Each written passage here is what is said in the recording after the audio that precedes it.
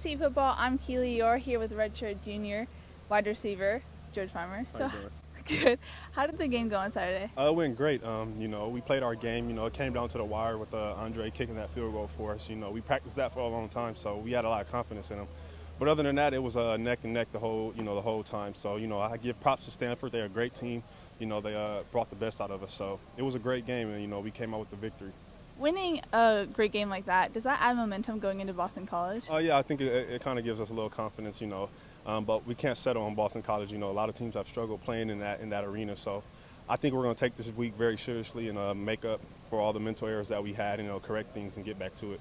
Speaking of mental errors, what is the team looking to improve on after the game on Saturday? Just doing our assignment. Coach Sark preaches that every man does their own assignment, that we're all working, together. So I think everybody needs to learn that they need to do their assignment on each and every play, and we'll be a great team once we learn how to do that.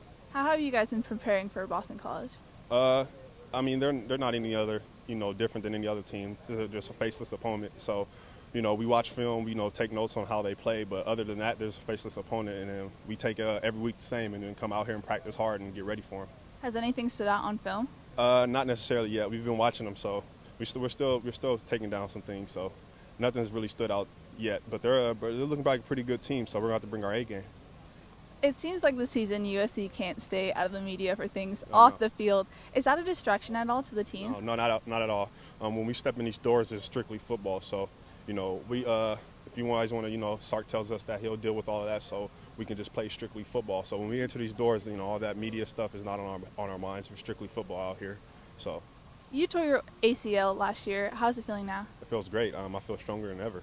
That year of rehab, actually kind of benefited me.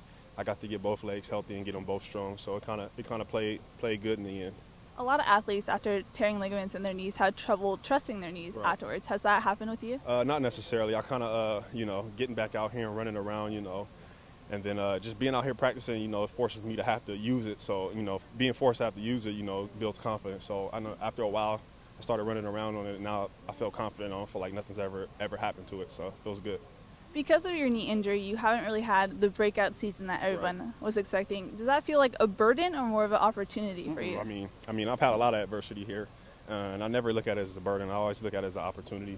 So, these past 3 years, I struggled with injuries, but it just made me stronger inside. So I believe it'll benefit me in the long run.